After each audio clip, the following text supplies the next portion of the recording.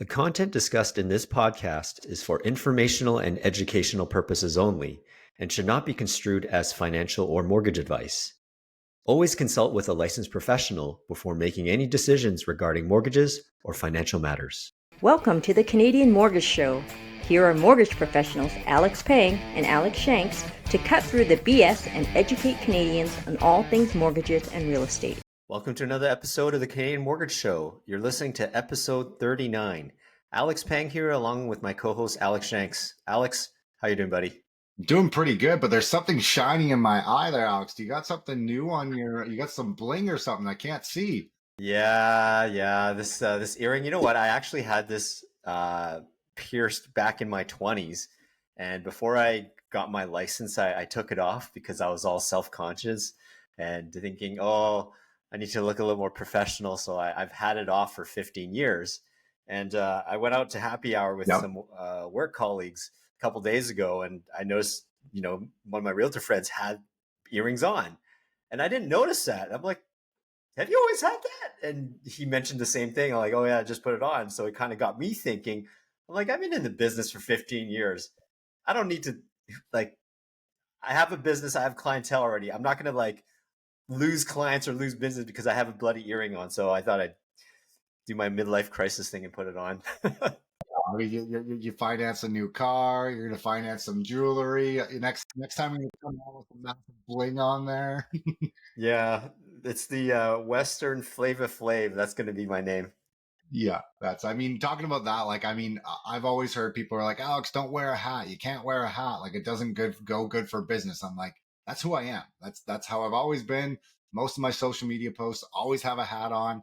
It's only very lucky if I do my hair properly, that you get me without a hat. Oh yeah, and you've managed to have this huge podcast even with having a hat. So I listen to podcasts all the time, and guys, especially the sports podcasts, they wear hats, so it's all good. It's part of the deal here. We are casual. We're not dressed up all the time, but we do have a big show. We have lots to talk about. We should get into it. Do you want to start us off, Alex? Yeah. Let's jump into the big one. I mean, we did get at least the liberals in power. They're starting to do things that they talked about. Now, the really big one that's all over the news, all over the social media, is the GST for first time home buyers. When you're buying it, they're going to give a rebate. Now, it's up to $1 million at first to get a full 100% rebate. So if you bought $1 million, you get $50,000 off. They have a sliding scale from 1 million up to 1.5. The easiest math is at 1.25, you would get 25,000, 50% of it. Anything over that, you're not getting anything. And the biggest caveat, people, this is not proactive or prorated. It's your contract has to be signed on May 27th or after. And I mean, there's people freaking all out about it, Alex, saying this is BS. I got a contract in May 15th. Why don't I get this? I even heard some people or a realtor mentioning a question where because it's not retroactive, can I just cancel the contract with the developer and re-sign a new one? And that was a good question, but he said no, you can't, because I'm sure CRA will figure out like something was done and all that. Yeah, that's where, because I mean, if there's like any addendums, anything that way, and yeah, that's where I've had a couple people say that. I'm like, especially a pre-sale, you're not going to be able to do it to a pre-sale that you bought in 2022, trying to say, oh, I just bought it now. Someone that bought May 26th, 25th, maybe, I don't know, but that's just where it's a bit shitty. Like, it's kind of a sour taste on someone. I mean, it would have been better if they would have said, hey, like, this is the date that it's going to start. This is what's going on. Not like, hey, here you go. Here it is, May 27th. There is nothing else. Yeah, I think they didn't want to have people have a rush buying spree or something like that. And there have been people debating on whether it should just be first time buyers or should be for everybody. Obviously for owner occupied, versus just the first time buyers. And I guess my response to that is, like, we are in this state of the economy because whatever we've been doing, we've built this huge housing bubble with speculation and stuff. If you open it up for everybody, you're just kind of keeping the party going that got us here. Like, we all know that real estate is going through some sort of cleansing right now, especially the pre-sale market. So I mean, but I guess I understand from other people's point of view is like, yeah, we want to be able to get this too. But, unfortunately, there needs to be some sort of like correction that's happening. So I understand why it's only just first time buyers and there's no retroactive, only new thing going forward. It's because it's encouraging builders to build new things, not uh, bailing people out who got into pre sale contracts a couple years ago. Yeah, that's where I mean the thing I could see. And I mean, I've actually talked about this before, like a tiered interest rate system of, hey, you own one property, you get this interest rate. You own two, hey, your interest rate goes up. You owe three, maybe for this, hey, like if you're just selling and buying, and you can show that, hey, you don't own any other properties, you're not like an investor client, you're not someone that used to buy stuff with the minimum down, go buy the next thing. That's where, like, to me, it'd be like there's people that are like in townhomes or condos. Maybe they want to upsize to that brand new house, and now it's just kind of like, hey, sorry, you get nothing. Yeah. And then, I mean, we've talked about it for like a few months ago now. It's good that they're going past the million, but like what first time buyer can be able to buy up to 1.5 million? Like even if you do the math and like even if you put 20% down, 1.2 million mortgage, you're looking at a income of what, like 300,000 combined, something like that, 250 or something like that. It's around 250 that way, and that's it. So, I mean, monthly payments about $6,600. It better have one or two suites in the basement and such. So, Yeah. and another thing is, if people don't have the income, but they want to buy between the 1 to 1.5, how does getting mom and dad co-signing come to play? I guess they can't go on title. They'll have to be guarantors and all that stuff. No, I think it'll be the same as like the 30-year amortization, all that stuff. It's going to be as long as like one person is a first-time home buyer. That's going to be my guess that way there, Al. That's how, like, if you want to get 30-year amortization, you have to be a first-time home buyer. Only one person has to have it. Another person could have bought and everything, and so that's I think that would be the same here. Yeah, and then a little bit more on the news on this one. They define the first-time buyer as somebody who hasn't owned anything in the world before and has not lived in a home that their spouse or common law partner has owned, um, like this year or the last four preceding years. So it's similar to, I guess, the RSP plan, right? The home buyers plan. Yeah, everything's the same as that, same as the first home savings account. The only difference, and I was actually doing research on this, is for the RSP home buyers plan. If you have anything like any disability stuff, you can use that program. The first home savings account and this one, there is no disability portion to it. It's only, hey, if not owned a home in the last 4 calendar years. I see. I mean, I'm kind of interested here about this. They have this kind of like, I wonder if this is just a window of this rebate. It says like from May 27, 2025 and before 2031. So this kind of tells me that this is kind of a short thing while Carney and the liberals are in power. So this is not a forever more kind of thing. And that's I'll tell everyone, like, this has come in before. I bought my first place in 2010, I think it was, and there was a GST rebate back then. Now the way it worked is different than I think that how this is going to work is I got the money after. I had to pay everything up front, and so I borrowed from Bank of Mom and Dad to increase my down payment because I knew I was going to get $10,000 back after. And so then I could give that to them after to replenish that. But I had to pay for everything up front and then I got the money. And so that's where it's going to be interesting. Like, is this a rebate or is it an exemption? Yeah, all the kind of literature we're seeing is saying it's a rebate, which kind of tells me like you're just adding more bureaucracy. Like if they're going to get the money back anyway, why don't you just make it an exemption? Like in BC, we have the property transfer tax exemption. So it tells me is like you're actually giving all the bloated government people in CRA things to do when you really don't need them in the first place. Maybe I mean maybe they want to be able to review, like, well, is this person a first time home buyer? Maybe they want some more control that way. But I mean, again, that's what the lawyers do on the land transfer tax. I mean, the clients are signing, hey, I've never owned a home anywhere else in the world. That way. Yeah, so we'll see. I mean, Do you think this is going to move the needle? Like, is this going to all of a sudden a flew of first time buyers are going to jump off the fence and going to buy, or what are your thoughts on that? Not at all.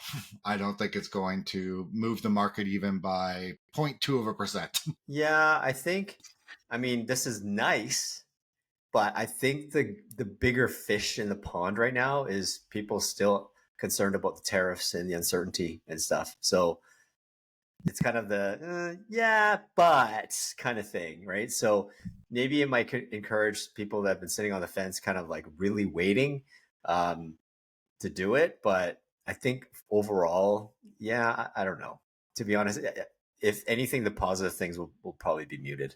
Yeah, I mean, it's going to be nice for some people, but again, like the down payment difference of $1 million to $1,050,000, it saves someone like $5,000 less that they have to put down. It's really like over the 30 years. Yes, that's where people are saving a lot of money. The upfront cost, it's not substantial enough. It's not going to be like, oh, awesome, I can now get to that other place because my down payment's $25,000 less. That's not how it is going to be. Yeah, yeah. I mean, I have to give it to the government. This is not one of those dress up, dress up a pig to make it, to pass it to make it look like they appear to do something. Like this is kind of a significant kind of announcement, but in this kind of current market climate, is it going to move the needle? A little bit, but it probably won't move as much as they'd hope. If anything, it's basically throwing developers a lifeline because, frankly, the last 3 years they've been killed. Yeah, just that's all they're really trying to do. This is not for the everyday people. This is for the developers. Okay, well, I mean, hey, government has continued on, and Carney and his liberal government also fulfilled another election promise.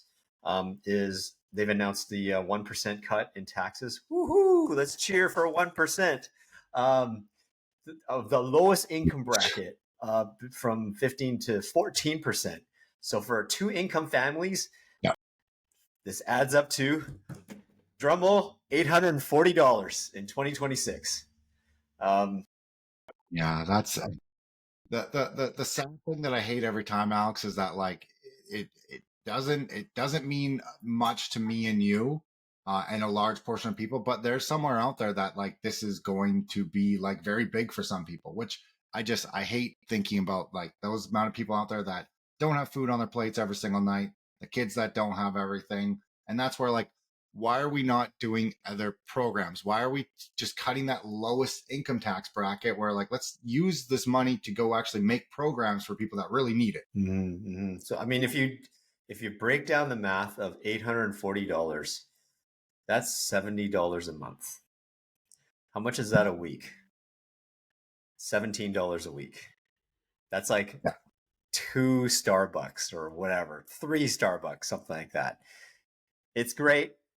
Is this going to move the needle just like the first time homebuyer GST rebate? This one, who knows? Yeah, it'll move the needle, but a little bit. Yeah.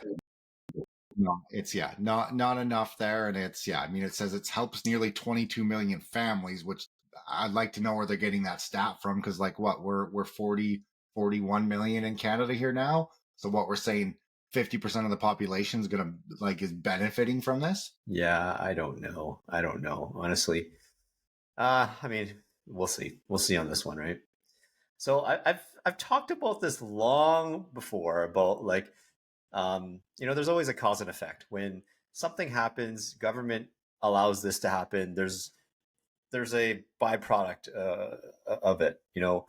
We know that the Liberal Trudeau government let in a lot of immigrants, and immigration was all time high. We've let in about 1 or 2 million people a year for like, geez, 3-4 years, possibly a 10-year period. What that has done, they've taken up all the low paying jobs. I've said it before, but my son and his friends have had hard times finding jobs. Youth unemployment are all times highs. Now we have a graph here that we can put on the video side here. Unemployment for recent grads continue to rise. And, like it's in the 12 to 14% range. And again, we have not seen that before, like in our lifetimes, where you and I, when we grew up, we're in different decades, of course, but we would, spend a day or two, have all these resumes, go all over the mall, and we would have a couple of interviews at least, and maybe land a job by the end of the day or in a week's time. Yeah, I mean, looking back at this, I would have been around the like looking just above the maybe 9%, 8.5% there. And I mean, it did like I had to go to a couple different places. Like it still was like not easy. It wasn't like back in the day just getting a job offered to you. But I mean, it's so hard now.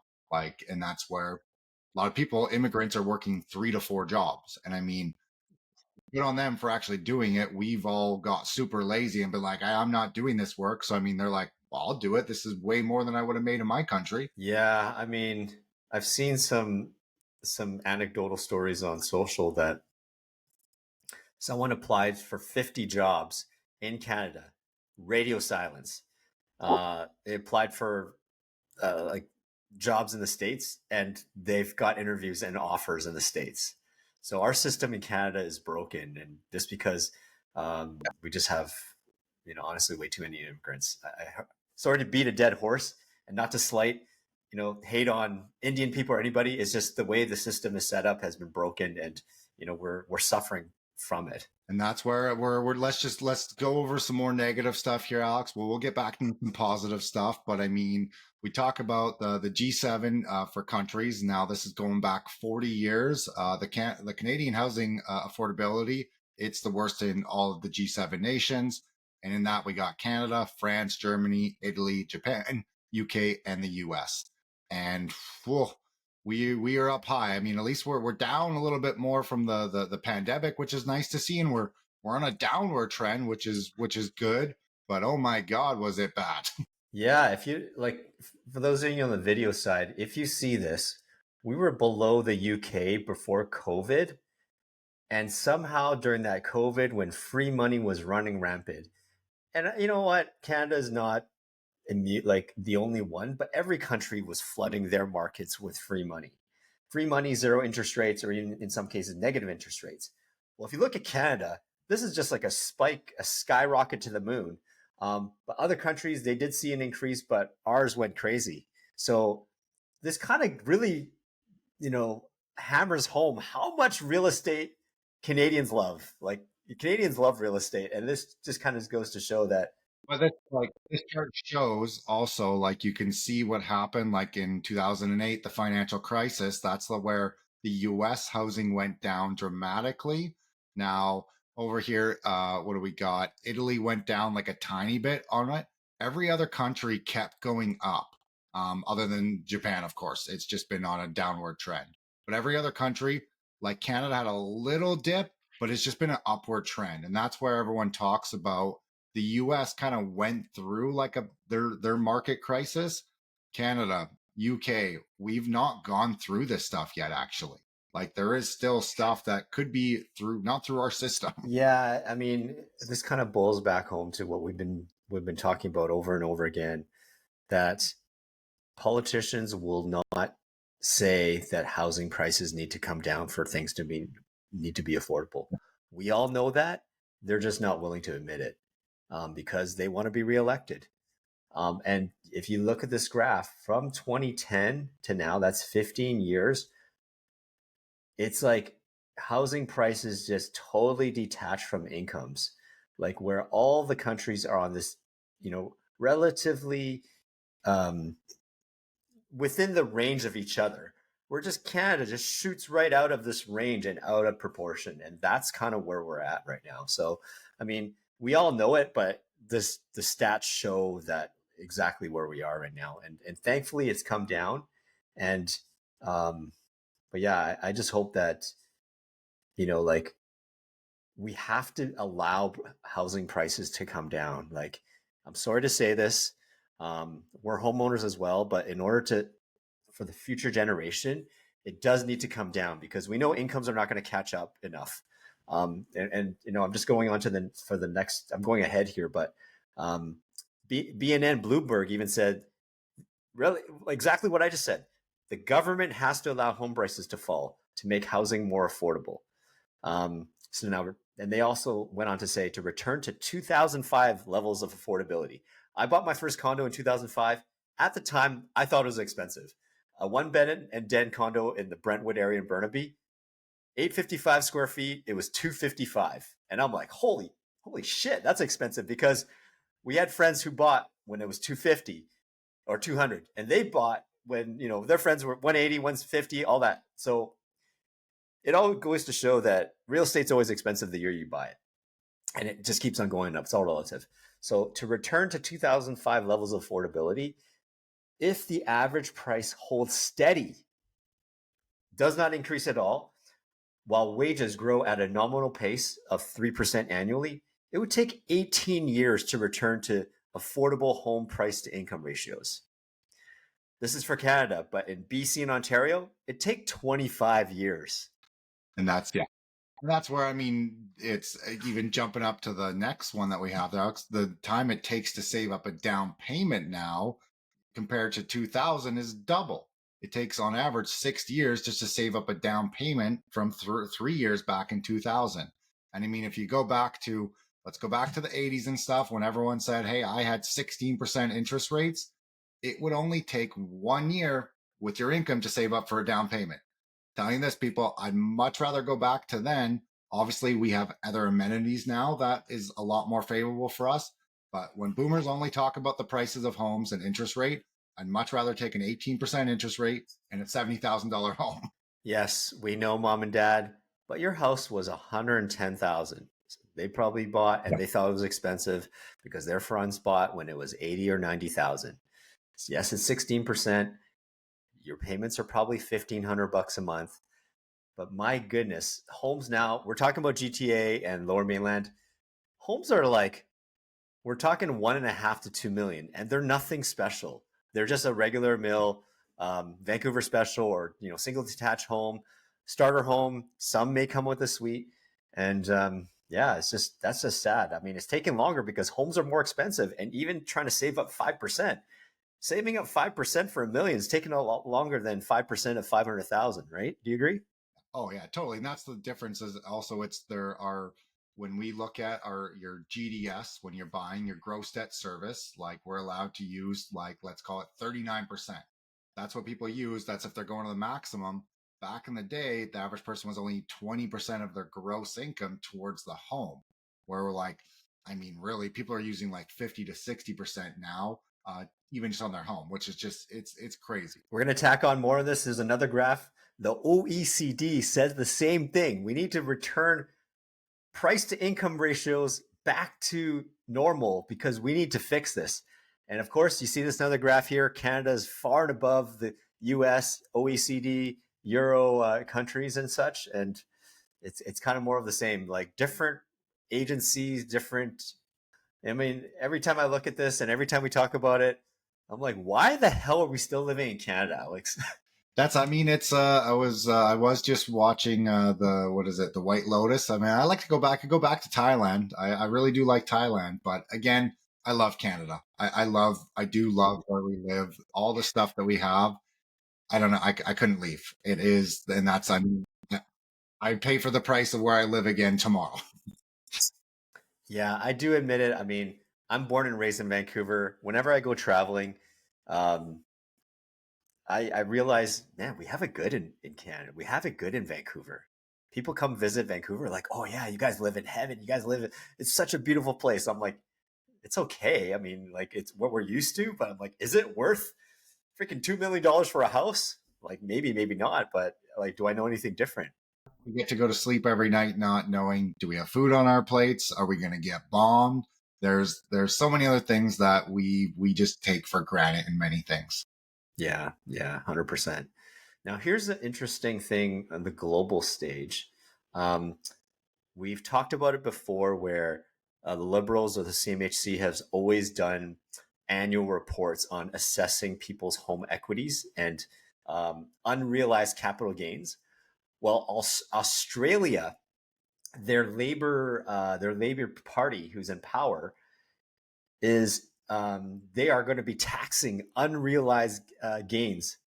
And so Canada and every G7 nation is going to follow this closely, because I know for sure, I just know for ourselves, we've talked about this. I don't think Canada will let this happen at all. Like, I don't know. I don't care if you voted conservative, liberal, bloc, whoever. We will not let unrealized capital gains in homes, in stocks, or anything get taxed.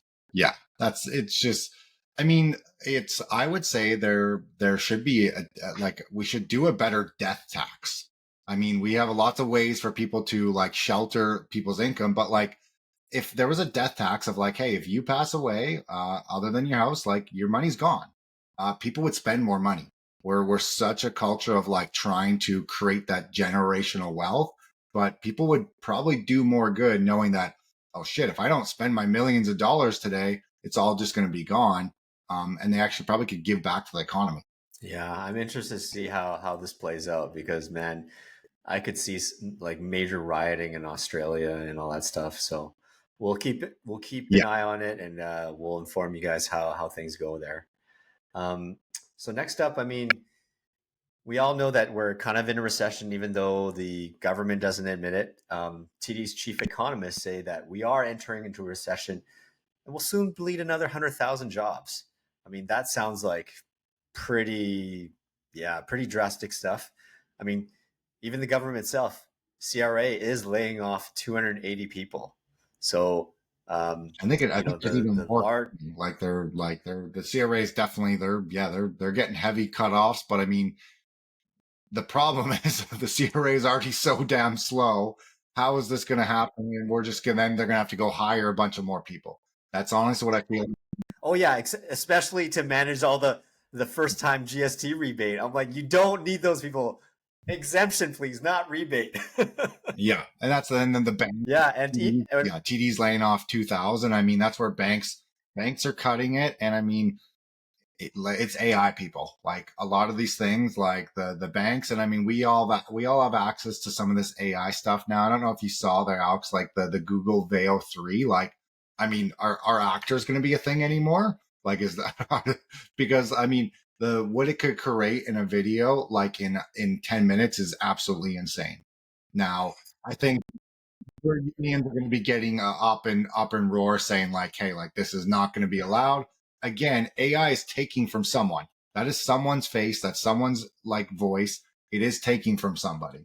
But the bank jobs, there's a lot of things that AI can do much better than that untrained staff.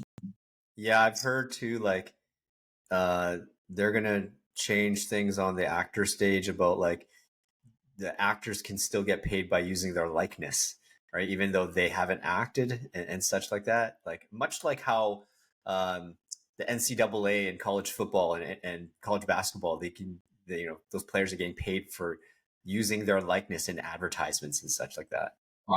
Finally now, but not it wasn't before. They didn't get paid. They didn't get paid anything before. I mean, I think NCAA is probably like the ugliest cult of what they made off of like students. 100%. So a bit of economy news here. So an inflation rate has reduced to 1.7%. You know, thanks to the temporary suspension of the consumer carbon tax. Um, it'll probably come back up again because you know, the Liberal government will essentially tax through the industrial side, and it'll just get filtered in, you know, through consumers essentially. So you know, core inflation is up, but you know, despite all these soft numbers and such, we all know that we're expecting Bank of Canada rate cuts about probably maybe about another 0.5% between now and the end of the year. But is it enough to for the Bank of Canada to drop it on June the 4th? That's next week. Um, the odds are actually below 50% now. It's around 35%. A week before, a couple weeks ago, it was around 2/3. Now it's dropped to like only 35%. So obviously we're a mortgage podcast, we're a housing podcast. We'd love for rates to go down, but I mean, it might just be a hold next week, and which means the July one, the odds are higher for a quarter point cut. And that's where I mean, it just depends on. I could see like Tiff Macklem, going to look at it, and again, it's like, well, should they cut now? Maybe hold off again for a little while. That's where I could see them maybe doing a cut of like, hey, we're going to do June. We're definitely not going to do July. see what the markets do, because rates do still need to come down a little bit on that side, especially for businesses and everything. I do think mortgages, we've talked about this before. I think like fixed rates and everything else, I think we're at the level playing grounds. This is the norms now. I don't think we're going to go down to 3% interest rates like we kind of thought early in the start of the year, just where like the economy and everything was going. But everything is going stronger. Now, we will see what happens. Obviously, like Canada's not come out with a budget. The Liberals are saying they're not going to do a budget, but they are going to spend a shit ton of money. Well, the US is also doing the same thing. Donald Trump came out with, I think it's called the Big Beautiful Bill, he's calling it. And it is a massive spending spree. And again, what is going to happen that way? Yeah, 100%. Especially when Donald Trump mentioned things about that. You heard about that golden dome that he was saying that Canada was going to also participate in, and he showed the graphic on it. Yeah, either 84 billion or something. Yeah, and I saw the graphic on it, and you've watched Harry Potter, right? Like the series and such. Yeah, so at the very last movie, the Deathly Hallows Part 2, when Voldemort was attacking Hogwarts, you know how all the wizards and the teachers were all like, let's create this dome around Hogwarts. I could see this whole thing happening. I'm like, are we entering World War III anytime soon? Is this the fall? Like, is this the end of the world we're seeing? So you know what, folks? Yeah, That's what it seems like he's trying to do. And I mean, that's fear. And then he's just trying to prop up his country. Yeah. I mean, we do have a full agenda, folks. I'm going to save some of this national stuff to next week, but we do have some BC stuff. But before we head into the BC stuff, we're starting to see some stories on it. Nothing official yet, but I'm starting to see some snippets about this. Banks are reducing people's HELOC limits. Now, why are they doing this?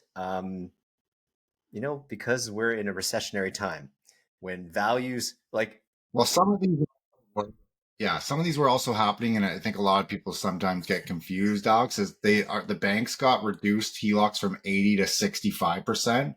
That was like off-seat clamping down. And so a lot of people have seen posts like, oh my God, they're taking away my HELOC. And it's like, no, they're reducing your limit because they already sent you a message a year ago saying that, hey, your limit's going to keep dropping. But we have seen it where they'll take away line of credits, they'll take away business loans. Those are called demand loans, which a HELOC is. The bank can call it at any time. Your mortgage can't be called. You'd have to play out your term. They could then say, hey, you're not going to renew, but these are demand loans. Yeah. It's just that during bull markets, when times are good, they're not going to do it. They just hand out loans at like they just couldn't give away the money. So they're doing it now. Not to say that everyone's doing it, but we're starting to see some stories where we've seen it may be happening where, let's say you have like a 200,000 HELOC limit, and you have maybe around 50,000 drawn out of it. Now they're not calling the 50,000, but they've reduced the 200 down to 50, what you owe. And they don't give you any notice. They don't give you any warning. They just do it like that. And why? Because like you said, Alex, it's a demand loan. They can do it anytime. They don't do it during, good times. And right now we're going through a, recessionary down period where home values have come down. So the banks are doing these risk modeling, automated systems, and it spits out which accounts have the higher risk. And unfortunately, if your account or your file is one of them and they just do it, like there's no recourse that we can. Like you can complain about it, but it's fully written in their contracts that they can do it at any time.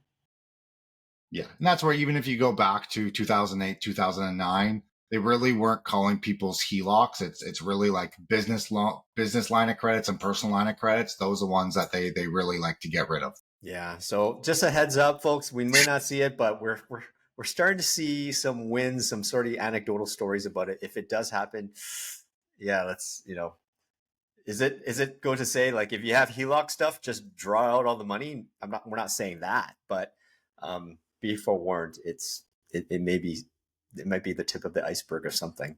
Totally. Well, let's go into BC here, Alex. We were talking about obviously layoffs, and I mean Rennie, who's a big developer, they're laying off 25% of their workforce that way. And it's obviously, what is that going to mean for the rest of other places? Yeah, I mean, Rennie is a large like marketing company in the real estate industry. They do a lot of marketing for the presale, presale business. And the fact that, they had to lay off 25%. I mean, 31 people is not a big number, but the fact that a real estate company has done that, I mean, they've already forecasted that. I mean, we know that this presale industry is deader than a doornail. So, yeah, it's just a sign of the times. I mean, unsold inventory is projected to jump to 60, like by 60% this year alone. And, like the top of the show, when we mentioned the first time homebuyer GST rebate, it will help this, but is this going to, bring it back to a bull market? I don't think so. It'll just make it less ugly. Exactly. It's not going to bring it right back. Yeah. So, uh, for those of you in BC, we do have a lot of BC viewers and listeners here. Gas prices in the lower mainland, they've increased despite the no more carbon tax. There was a period when gas, like especially in the lower mainland here, gas was down to $1.60. I say down. Um, Yeah, I think we had $1.53 for a little bit. But yeah, yeah, and now it's back up to $1.75. And how much is it now on the island, Alex, for you? we're like $1.73. Yeah, yeah. So why? So it's not the carbon pricing because that's been, I won't say eliminated, but it's brought to zero. Um, it is due to an increased demand south of the border in the States, especially along the Pacific coast. So there have been a series of small but important setbacks in some of the refinery production.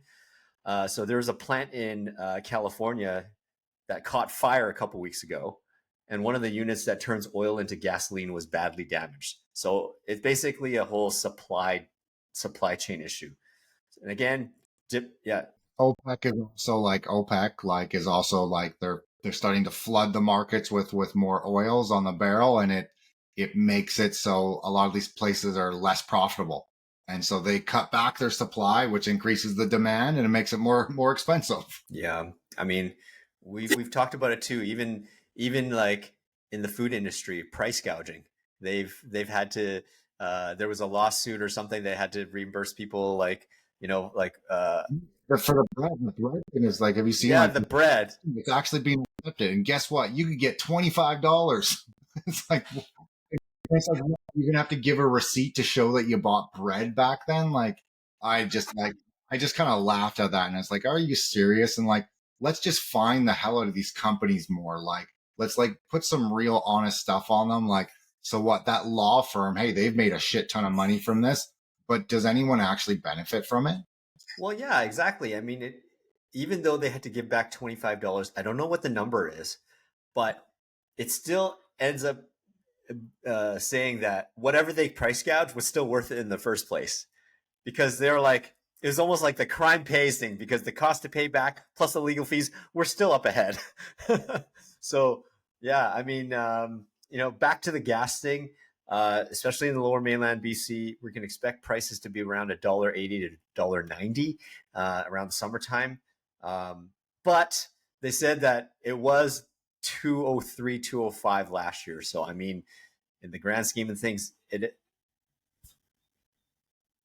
yeah, I mean, I've before I'd save money driving down to Blaine to fill up, but because of the whole tariff thing, I've stopped doing that.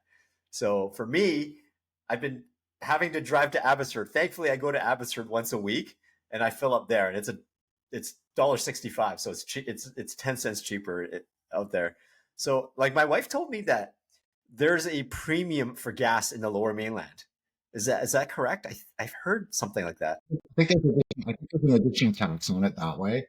And I mean, we say like supposedly on the island it gets more expensive. Obviously, they have to ship it over and everything. And they always say like, oh, like it gets more. Well, where I'm in Courtney Comox, It's some of the most expensive fuel on the island. You go even further north, it was cheaper up there. And it's like, well, how the fuck does that work? You're saying that, hey, you got to ship it. So wouldn't it be the most expensive further up? It's like, no, you guys are just choosing a price you want. Yeah, exactly, exactly. Okay, so we got to move on here. So, um, BC Real Estate Association, the economist Brendan Ogmanson, he has been advocating for reopening the doors to foreign buyers. So I quote here, we're not going to be able to finance all the pre-sales or investments in rental or land just from domestic sources alone. Do you agree or disagree with that statement? I agree. They're not going to be able to, but it's just like, so they've just admitted to their problem that they created in the first place. Yeah, I agree with Brendan's statement, but I disagree on the opening up for foreign buyers again.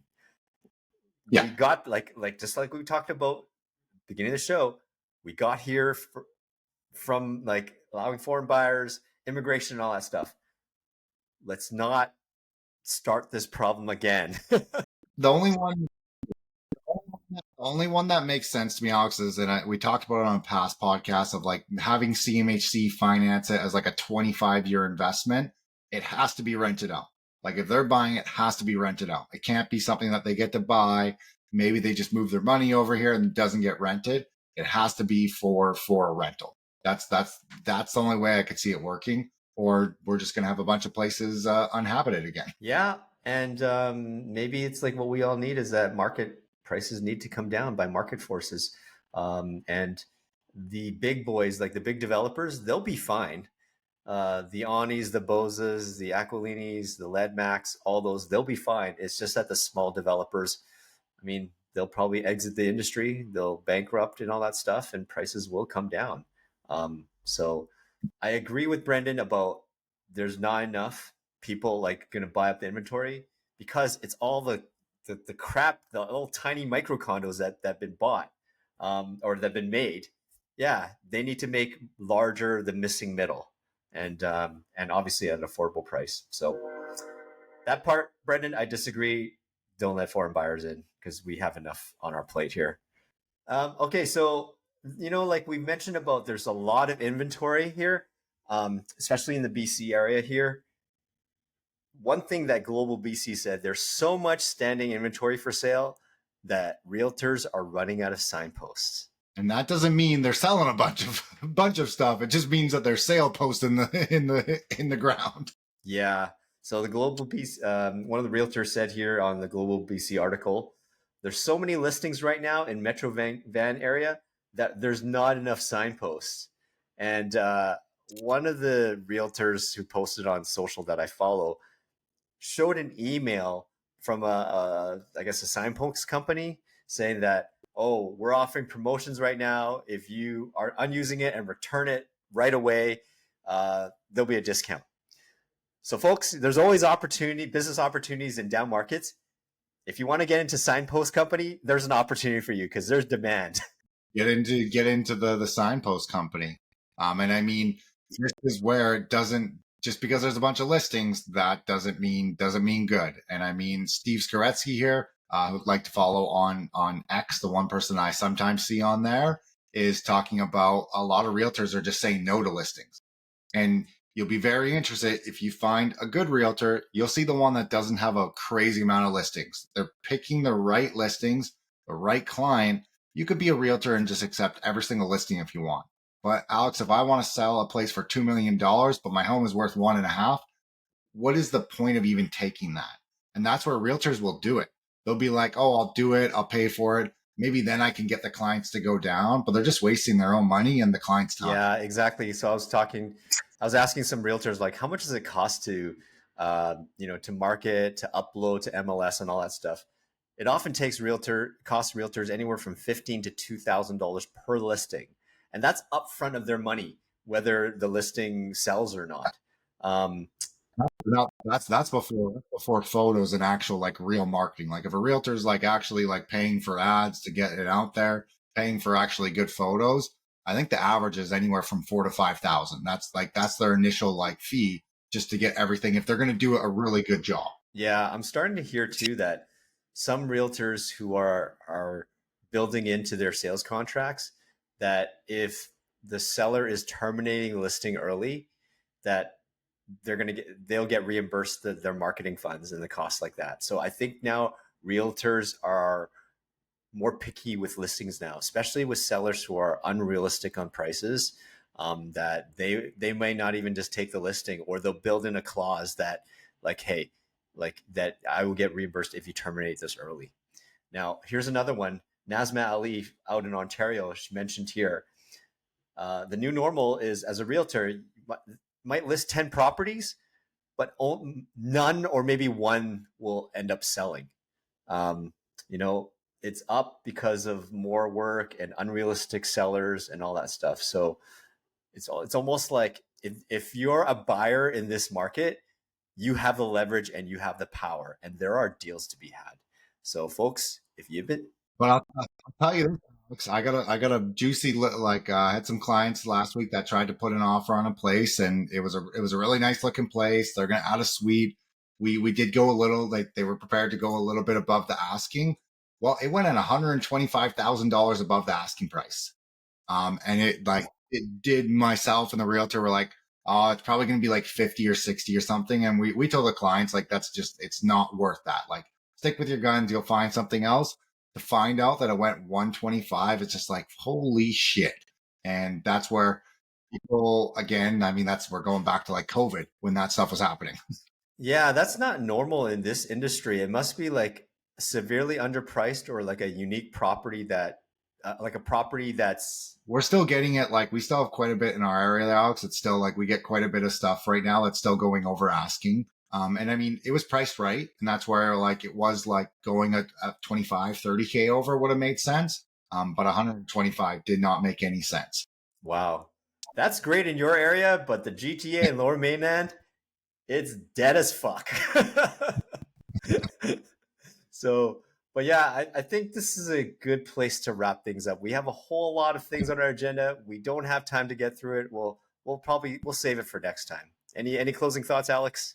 No, I think it. I do know that we did the cash jamming podcast there last week. I do think a lot of people actually really enjoyed it. So I think we'll probably try filtering in certain things like that. We'll bring in some different strategies for people so that they can see all the different stuff out there. Absolutely. Well, folks, thanks for tuning in. Again, please, if you like this, we do want to grow our pod. So if you like this episode, please share it with a family, friend, a colleague. This episode, because help us grow our following, help us reach more Canadians, because we want to cut through the BS and talk about what's important to you and how it affects your life when it comes to housing, real estate, mortgages, interest rates, and such. So on behalf of Alex Shanks, I'm Alex Pang. Thanks for tuning in. We'll see you next time. Talk to you later. Now, if you enjoyed this episode, make sure to like and subscribe. If you're listening on Spotify or Apple, make sure to follow us. Please give us a 5-star rating. You can even send us an email because we want to know what you guys want to hear about. That's what we're here for. Reach out anytime.